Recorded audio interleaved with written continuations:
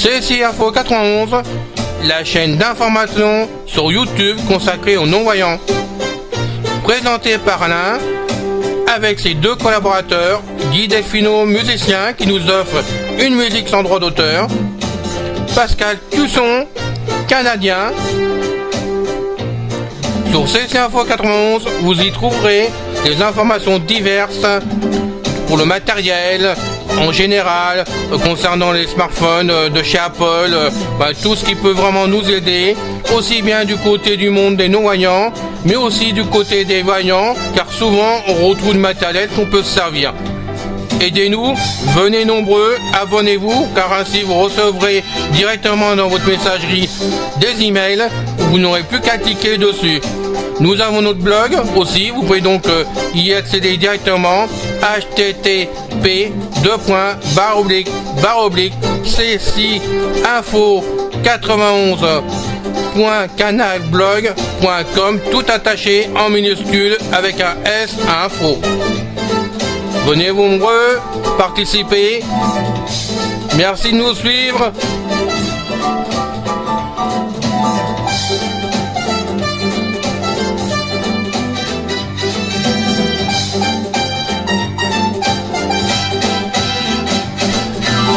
Bienvenue à tous.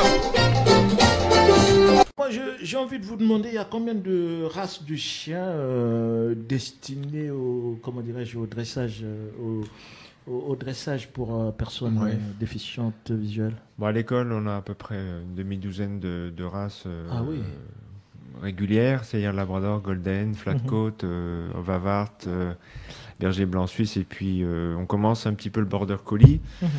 C'est une nouvelle ensuite, race, non, comment? C'est une nouvelle race, quoi. Oui, récemment, il y en a deux qui sont chiens guides. On en a 3 petits, là. Il y en a encore en famille d'accueil. Donc, madame en a un, elle pourra en parler. Et on essaie de temps en temps, effectivement, on a parlé du barbet, on a parlé, on a eu aussi du bosseron, on a eu même un chien malinois, une fois, un berger malinois. Il faut savoir simplement quel est l'excellent de ces chiens-là? Quelle est la race la plus... Ça, c'est... Voilà. Bon, c'est vrai que les retrievers ont quand même beaucoup de qualité, et puis ils passent très bien au niveau du public, donc c'est pas négligeable. Maintenant, il y a une race comme le Overwart, qui est un chien de berger qu'on connaît pas très bien en France, mais qui, en tout cas, je le vois, moi, avec le recul, avec les maîtres de chiens guides, c'est une race qui fait ses preuves. Le berger blanc suisse vient du berger allemand, les plus sensibles, mais en même temps, il a pas mal de qualités en termes de vigilance, notamment. Puis il travaille bien, je pense. Voilà, l'intérêt aussi pour nous, sans aller trop dans l'extrême, c'est quand même de pouvoir proposer un certain choix, parce que c'est vrai que, encore une fois, les demandes sont variables. Il y a des gens qui ont plus d'attachement pour une ou l'autre. Et donc il faut pouvoir, mais je dis bien sans aller dans l'extrême, parce qu'à chaque fois que vous démarrez une race, il y a un gros travail d'investigation qui peut être assez coûteux, de faire la recherche des éleveurs, les bons gabarits, des chiens. Mais nous, on connaît plus les labradors quand on les voit comme ça, quoi. Oui, c'est un petit peu l'image traditionnelle, parce que il y a eu aussi beaucoup de bergers allemands quand même il y a pas mal d'années. Un peu moins maintenant, mais oui. D'accord. Ouais. Alors, Nathalie, tu confirmes ce que vient de dire Marc? Oui, tout à fait, tout à fait. C'est vrai que les plus courants qu'on rencontre, c'est vrai que ça va être le golden, le labrador. Mais c'est difficile. Souvent, nous, la question qu'on nous pose, c'est qu'est-ce qui est le mieux? Alors, qu'est-ce qui s'éduque le mieux, le labrador? Et nous, c'est vrai qu'on en est venu à en avoir déjà, le berger blanc, on en a eu 2 qui étaient totalement différents. Le flatcoat, on en a au 2e, et c'est pas du tout le même. Bon, il y a un caractère général pour le chien, mais après, c'est la personnalité du chien, ça va être les personnalités des parents, puis surtout la façon, je pense, qu'il est éduqué. Mais dis-moi, quel est le profil idéal d'un bon chien de guide? C'est quoi? C'est un chien pas nerveux, c'est quoi? Disons équilibré, c'est ça déjà, c'est l'équilibre. Mais ça veut dire quoi, équilibré? L'équilibre, déjà, qu'il soit sociable, déjà pour l'approche par rapport à l'environnement. Déjà, il est important que le chien ne soit pas agressif, parce que sinon, ça serait plutôt embêtant, et justement, ça... Mais on s'en rend compte au tout début, hein, quand même. C'est sûr. Oui, on essaie de faire on essaie de faire des tests régulièrement pour ne pas avoir de mauvaises surprises, c'est évident, mais c'est vrai que c'est un travail, et on demande des chiens qui sont plutôt complet, aussi bien physiquement que dans leur tête, quoi, hein, parce que le travail en ville, il faut que le caractère soit bon, parce que c'est bruyant, c'est pollué, ça bouscule. On prenait comme certains le métro aux heures de pointe, le chien peut se faire bousculer. Chacun fonce, hein, vous avez vu. Ouais. Puis des fois, il se fait marcher sur les pattes. Donc il faut un chien qui soit fort dans sa tête, physiquement irréprochable, avec une bonne envie de travailler, de la disponibilité, de l'envie de faire, de l'envie de jouer, parce que c'est surtout sur ce thème-là qu'on va progresser. Bon, alors moi, je reste encore avec toi, Marc. Là. Comment on devient éducateur? Est-ce que c'est comme quelqu'un qui a envie de travailler avec des enfants, des adolescents psychotiques, qui fait une formation d'EduxP, machin comme ça? Comment ça se passe? Il faut avoir un baccalauréat, faire une demande à l'école donc directement. T'es bachelier. Voilà, c'est ça, oui. Et puis, tout à fait, oui. Ouais. Et ensuite, eh bien, la formation démarre ensuite avec la fédération notamment. C'est elle qui gère la formation pour que les éducateurs en France reçoivent tous la même base. Ouais, mais il y a une formation spécialisée. C'est une formation spécialisée puisque il y a à la fois des cours véto. Ça se passe dans un lycée agricole à Sibins, à côté de Villefranche-sur-Saône. Mais ce qu'il faut dire, c'est que d'abord, la personne est embauchée par une école. Chaque école est une association en France. Donc c'est aussi ce qui explique que le mouvement reste ce qu'il est actuellement, c'est que ça dépend aussi beaucoup des financements. Donc chaque école, selon le nombre de chiens qu'elle a à éduquer, va embaucher plus ou moins. Et donc toutes ces embauches sont réunies dans des promotions, et ces promotions donc reçoivent la formation fédérale qui maintenant est reconnue au ministère, alors qu'elle ne l'était pas il y a quelques années. Moi, je voudrais savoir si ces chiens sont nés depuis à l'école de chiens guides, ou bien, parce que j'ai lu aussi dans le communiqué de presse que Claude m'a envoyé, comme quoi il y a aussi la famille d'élevage. Est-ce que ces chiens sont nés dans la famille d'élevage ou bien à l'école de chiens guides? Ou vous voulez procurer quoi? Les deux. Il y a des familles d'accueil qui sont familles d'élevage, c'est-à-dire qu'ils ont une lice, et ils font des portées, donc ça arrive que les portées naissent chez eux. C'est des éleveurs. Ils sont là pour ça. Pas vraiment, non. Pas vraiment, mais non, c'est des familles d'accueil. Ils ont envie de le faire, et on les aide à le faire. Et donc voilà. Sinon, les lices, la plupart du temps, aussi rentrent à l'école pour faire les portées. Donc pour tout. C'est quoi les portées? Les portées de chiots, quoi, pour faire les naissances. Les naissances, donc Labrador, Golden, croisement des deux, le flat. Il n'y a que certaines. Nous ne faisons pas d'élevage de border encore. Nous ne faisons pas. Le berger blanc, il y a eu la première. Il y a une première portée de berger blanc là, qui s'est faite. Mais, les ovivards aussi, ça c'est spécifique aussi, parce que c'est une lignée qui est relativement bien suivie à l'école. Je dirais qu'ils sont presque tous issus d'une même lignée. Et c'est important, hein, parce que c'est vrai que c'est notre base entre guillemets de travail, mais c'est vrai que un chiot, ça part aussi de ses antécédents, que les parents soient eux-mêmes qui pourraient être même des bons chiens guides, quoi, avec toutes les caractéristiques que nous avons décrites avant. Parce que avec cette qualité-là, on a plus de chances que... D'accord. Alors moi, je voudrais sortir quand même d'ici bien informé sur les chiens guides. Alors je voulais savoir quelle est la différence exacte entre famille d'accueil et famille d'élevage. Alors la famille d'élevage, elle est là, c'est-à-dire que généralement, elle a un étalon, enfin c'est plus souvent à l'école, c'est plutôt donc des lices, ce qu'on appelle en fin de compte des femelles reproductrices. Donc là, c'est pas forcément un chien guide, c'est un chien de compagnie. Après, ça peut être aussi dans les portées, quand on a une portée qui rentre à l'école pour être éduquée, s'il est jugé qu'il y a une des femelles qui est intéressante, on va lui faire donc une portée de petits avant qu'elle soit stérilisée, parce que tous les chiens, qu'ils soient mâles ou femelles, sont stérilisés avant d'être chiens guides. Ah d'accord. Voilà. Donc, après, en fin de compte, c'est une famille qui va se consacrer uniquement à la chienne, mais pas à l'éducation pour en faire un chien guide. La famille d'accueil, elle est là pour prendre un chiot qui a donc 2 mois et demi, 3 mois, et qui est là pour faire donc son éducation, on va dire la phase de sociabilisation. C'est-à-dire qu'en fin de compte, le but, c'est avant 1 an de lui faire voir le plus de choses possible, et puis de lui inculquer les bases d'un chien, je dirais, bien élevé. Ça va être la propreté en premier lieu, la marche en laisse, le rappel qui est très important, c'est-à-dire que nos chiens, il faut qu'on puisse les emmener n'importe où. Bon, je parle pas en plein centre-ville d'une grande ville où on va lâcher le chien, là c'est inconscient, mais qu'on puisse les lâcher dans un parc et le chien, premier coup de sifflet, il revient au pied. C'est important après pour le maître chien guide qui va justement emmener son chien en détente et qui sera peut-être tout seul, parce qu'il y a des détentes organisées par l'école, mais aussi il y en a qui peuvent pas spécialement venir tous les jours à l'école pour faire la détente.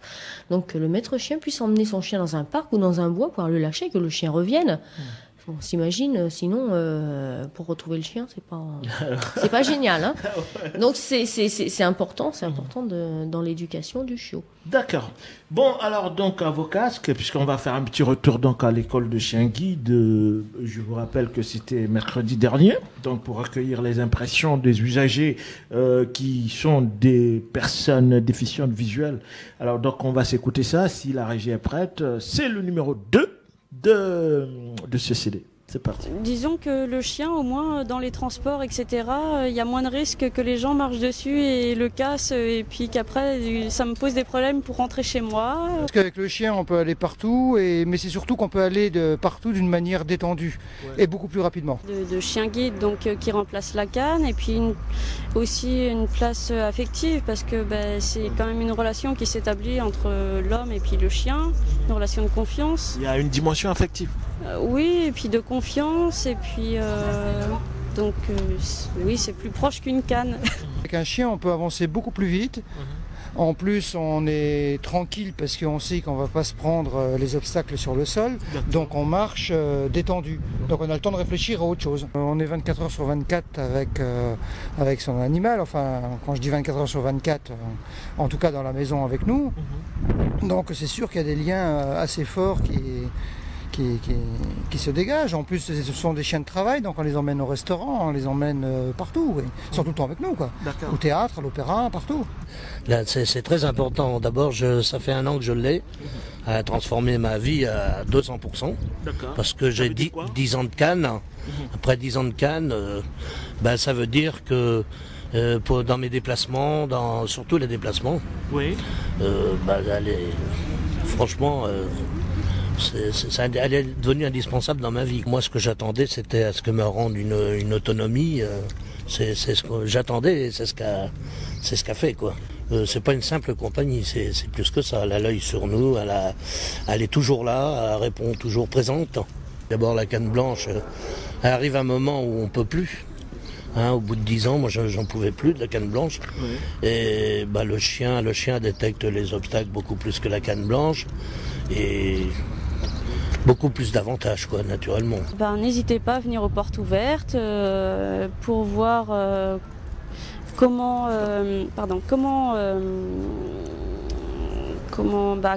quoi nous sont utiles les chiens, comment ça se passe pour leur éducation, et puis...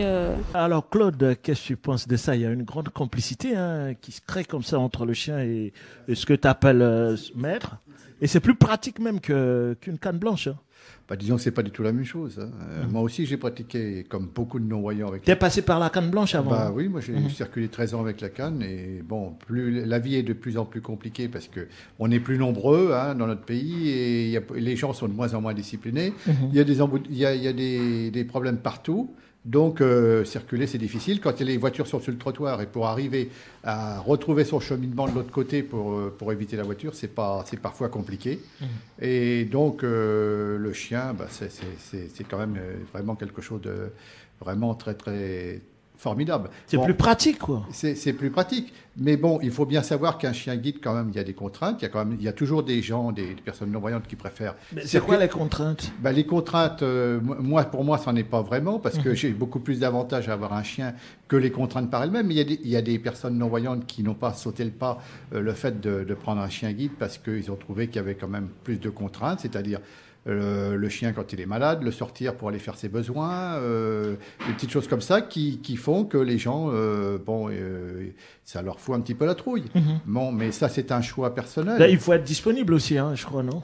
Disponible, pourquoi disponible, pas plus disponible? De toute façon, le chien, quand on va quelque part, il nous suit. Bon, il y a quelques contraintes. C'est vrai que dans les hôpitaux, par exemple, le chien, on peut pas forcément aller dans les chambres, aller voir les malades. Il faut le faire garder par quelqu'un. Mais ça, c'est des petites choses que c'est pour ça qu'il suffit quand même, c'est important d'être informé sur le chien guide avant d'en prendre un, pour savoir quels seront les petits problèmes que ça peut apporter, et évidemment les avantages que ça peut donner. Et moi, je trouve qu'il y a beaucoup plus d'avantages que d'inconvénients, d'autant plus qu'on est beaucoup plus autonome, qu'on peut marcher beaucoup plus rapidement, comme ça a été dit dans le reportage. Et moi, vraiment, depuis que j'ai mon chien, j'ai beaucoup plus d'autonomie. Le chien guide, c'est une des clés de l'autonomie. C'est pas complètement l'autonomie, parce que pour une personne handicapée, il y a le chien guide. Mais on est quand même plus autonome qu'avavec une canne blanche. Hein. Oui, il y a des gens qui restent à la canne, qui ont fait un choix personnel. Donc, dans l'autonomie, il y a aussi l'apport technique, la technologie. Donc, il y a plusieurs facteurs de l'autonomie chez une personne handicapée.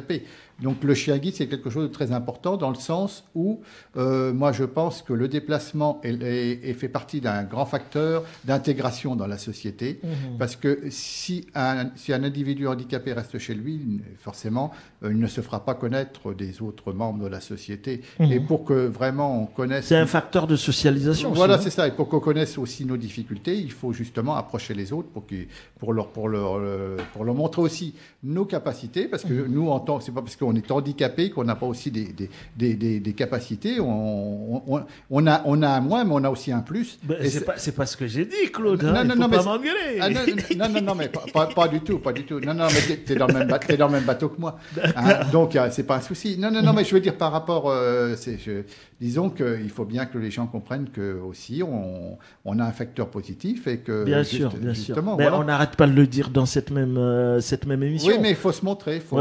Et grâce au chien guide, justement, ça nous permet d'aller au devant des gens et de faire comprendre que on est un individu et qu'on existe. Voilà. Donc, on pactise mieux avec un animal qu'avec un être humain. Disons que le chien, c'est un facteur très positif parce que c'est vrai que les gens vont aller plus facilement vers un chien. Des fois, on le reproche un petit peu parce que c'est vrai que les gens, des fois, il y a des anecdotes assez rigolotes. C'est-à-dire que les gens parlent à un chien et alors le chien, comment ça va et comment tu t'appelles ? Moi, je laisse faire parce que de toute façon, il parle à mon chien, c'est pas à moi qui parle. Donc, mais dis-moi, Claude, tu penses que c'est indispensable, comme l'on dit dans ce reportage, d'avoir un chien? Ça dépend pour qui. Pour moi, ça devient quand même indispensable parce que j'en suis à mon 3e chien. Parce que l'autre qui parle de 200% d'autonomie par rapport Non, l'autonomie, c'est pas uniquement que le chien guide. Ça en fait partie. C'est un facteur très important parce que ça nous permet le déplacement, ça nous permet d'aller à son travail, ça nous permet d'aller à des diverses activités. C'est une chose très importante. Mais ce n'est pas uniquement, disons, l'autonomie complète. Parce que je te dis, dans l'autonomie, il y a aussi les gens qui veulent pas de chien, qui circulent toujours avec la canne. C'est un choix personnel et puis ils s'en sortent très bien, même si c'est pas facile. Ça, c'est indiscutable. Et il y a aussi le facteur matériel parce que c'est vrai qu'il nous faut aussi une compensation à l'handicap parce que c'est vrai qu'on a des frais, qu'on a des choses que les personnes valides n'ont pas. Et il y a aussi le facteur technologique, c'est-à-dire que pour les non-voyants, on s'est aperçu qu'il y a beaucoup de non-voyants maintenant qui ont un ordinateur, parce que c'est un gros facteur d'autonomie. On peut communiquer, on peut aller sur Internet, on peut faire son courrier, on peut lire son courrier éventuellement. C'est quand même intéressant. On retrouve la vie normale, on peut dire, avec tout ça. Oui, en quelque sorte, oui. On retrouve une bonne partie. La vie complète, non, parce que de toute façon, le handicap sera toujours là. Il y aura toujours. Claude, moi, ce que je voulais, je pose la question là, parce qu'on a vu que c'est quand même pas négligeable, un chien guide dans la vie de la personne déficiente visuelle. Alors, je voudrais savoir si jamais le chien est malade, est-ce qu'il y a une possibilité de donner un chien de remplacement? Moi, j'ai eu le cas, tu vois, tu me poses la question, j'ai eu le cas récemment, puisque j'ai eu un chien qui avait un problème comportemental. Bon, c'était pas du tout de la faute de l'école, c'était pas de ma faute non plus, mais le chien, malheureusement, j'ai eu des soucis et je pouvais pas le garder parce que là, ça pouvait arriver à des situations graves pour le chien. Je me suis trouvé quand même pendant 3 semaines sans chien guide. Et j'ai bien vu la différence. C'est sûr que j'avais des activités et j'ai un petit peu annulé tout ça parce que j'aurais pu circuler avec la canne, mais vraiment sans façon. Ça me paraissait. Je suis très volontaire dans la vie. J'aurais pu le faire vraiment si ça avait été vraiment nécessaire. Mais j'ai préféré quand même m'abstenir parce que quand même le chien guide c'est un confort. Faut reconnaître quand même. Ok, c'est un confort. Alors encore une question peut-être un petit peu naïve, mais je voulais savoir est-ce que les chiens sont fonction, je sais pas, lorsqu'on est femme ou homme, est-ce que ça varie selon le sexe des... Non, c'est pas le sexe, c'est selon la personnalité de la personne. C'est la personnalité, c'est-à-dire la personnalité, puis il y a le rapport, j'ai envie de dire poids-puissance quand même. Oui, aussi, bien sûr. Oui. C'est-à-dire que il y a quand même le gabarit, ça se voit tout de suite. Si on a le petit gabarit, on choisit un petit chien, c'est ça? On va essayer, d'équilibrer quand même le rapport entre les deux, parce qu'il faut que ce soit la puissance du chien et puis le rythme de marche. Ensuite, ça c'est très important de vraiment trouver l'adéquation au niveau du rythme de marche. Parce ça varie selon l'âge aussi. Ça varie selon l'âge. Un jeune ou âgé ou un truc comme ça. Tout à fait, oui. On ne peut pas prendre un chien speed lorsqu'on n'est pas speed, quoi. Tout à fait.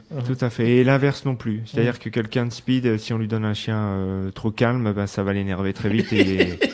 Non. Mais ça, mais c'est des choses bêtes. Mais c'est vrai que finalement, l'être humain n'a pas forcément la souplesse pour patienter. Ça va durer des années. Il faut vraiment qu'on trouve le bon accord tout de suite. Alors, donc, le but aussi de l'éducation, c'est de ramener des chiens qui sont speed de nature à être plus cool pour correspondre à la... Non Oui, avec des limites. Avec des limites. Parce que le chien tonique, ça reste un chien tonique. Alors effectivement, il y a un tas de codes, il y a beaucoup de codes qui sont mis en place de la famille d'accueil pour lui donner un petit peu de un peu de calme, un peu de il faut le doper, c'est ça? Non, du tout. Des fois, on nous pose la question. Ça nous arrive souvent de faire des stands ou faire des animations. On a fait récemment le salon de l'agriculture. Et c'est vrai que donc les chiens, en plus, là, on était là avec 2 chiens qui avaient quand même 8 et 10, 11 mois. Donc, qui sont déjà quand même bien éduqués. Les chiens ne bougeaient pas. Ils ont quand même l'habitude ils ont leur place. Là, quand on voit les milliers de personnes qui passent devant, on peut pas se permettre d'avoir un chien qui se balade partout. Oui, souvent les chiens nous disent mais qu'est-ce que vous leur avez donné? Rien, on les a éduqués quand même. Non, surtout pas. Non, voilà, on leur donne rien, on leur donne pas un calmant avant. Non, c'est l'éducation. Maintenant, on va avoir des chiens qui vont être très bien éduqués, mais qui seront un petit peu moins tenables parce que c'est dans leur tempérament. Nathalie, je reste avec toi là. Est-ce que la famille d'accueil est rémunérée? Non. Non. C'est aussi c'est que du bénévolat. C'est uniquement du bénévolat. Mais les éducateurs sont rémunérés. Ah oui, eux sont rémunérés. Mais par contre, tous les frais sont pris en charge. Voilà, tous les frais sont pris en charge. C'est-à-dire la nourriture nous est fournie, les frais vétérinaires sont pris en charge par l'école. Donc, mais nous ne sommes pas rémunérés pour ce que nous faisons. Donc, au fond, vous donnez votre temps vraiment tout à fait. À la cause, on va dire, utile, quoi. Tout à fait. C'est du bénévolat uniquement. Non, mais ça, c'est admirable, je le redis. Bien sûr, c'est admirable de leur part, ça, c'est sûr. Mais c'est aussi une façon quand même d'aider une association sans avoir donné de l'argent, parce que finalement dans les boîtes aux lettres, qu'est-ce qu'on trouve souvent? C'est des bons de soutien, etc. Et c'est vrai que chez nous, vous pouvez avoir un bon de soutien qui s'appelle Adam, qui s'appelle Bulba ou machin, qui va vous emmener pendant des mois dans une aventure assez sympathique. Et puis et voilà. Et je crois que c'est très généreux, voilà. Et ça apporte beaucoup plus que ça coûte. Qu'est-ce que ça peut apporter alors? Plein de choses, un chien ça apporte plein de choses. Quoi par exemple? De l'amour déjà, en toute chose, parce que ça c'est... Oui, il y a quelque chose d'affectif. Il y a quelque chose d'affectif, c'est vrai que la réaction quand on parle de ce qu'on fait, la réaction des gens, à 99,9%, c'est « Ah, moi je pourrais pas le faire, moi je ne pourrais pas le rendre, moi je m'y attacherai ». Alors à croire que nous on ne s'y attache pas, on ne garde pas un chien, nous on en a gardé jusqu'à 18 mois quand même à la maison, on peut pas dire qu'on ne s'y attache pas. Mais finalement c'est toute la famille qui s'engage, puisque j'ai interviewé ta fille. Tout à fait. Me disait qu'elles s'y mettent aussi. Quoi. Ah oui, bien sûr, surtout que moi, elles sont grandes. J'ai 3 filles, donc 17, 14 et 11 ans. Donc on fait ça depuis 5 ans. Donc la dernière était quoi? Oui, la dernière était petite quand on a commencé. On en a parlé avant de commencer. On en a parlé avec les enfants en leur expliquant qu'on aurait un chiot qui ne serait pas à nous, mais notre attitude est comme si qu'il était à nous. C'est-à-dire qu'on l'aime autant que s'il était à nous. On doit apprendre aussi à se détacher affectivement du chien. Hein. C'est ça aussi. Mais ça, je pense que c'est à partir partir du moment, dès le départ, on sait. C'est ce que je dis toujours. Moi, nous, la première fois qu'on a commencé à faire ça, on avait encore un chien à nous. On savait qu'elle était à la fin de sa vie parce qu'elle se paralysait et qu'il n'y avait plus grand-chose à faire. Donc, on savait que un jour ou l'autre, ou elle mourrait, ou malheureusement, il a fallu qu'on la fasse piquer. Et ça, franchement, c'est une période très, très difficile à passer. Et j'ai toujours eu des chiens et je me voyais pas vivre sans chien. C'est peut-être un peu égoïste, mais au départ, en fin de compte, on l'a commencé, pas dans le même optique. On prenait un chien, mais on le voyait pas mourir à la fin. Et c'est vrai que je pense qu'il faut l'avoir vécu. Les gens, ils se disent, je pourrais pas le rendre. Oui, je vais m'y attacher, ça c'est certain. Mais quelqu'un qui prend un chien de compagnie, il le prend pour 10, 12 ans. Généralement, c'est ça. Mais on sait qu'à la fin, il va mourir. Là, on le prend pour 1 an, mais on sait qu'à la fin, il va vivre. On a fini la vidéo pour aujourd'hui. Je vous dis donc à bientôt avec beaucoup de plaisir. Salut à vous tous.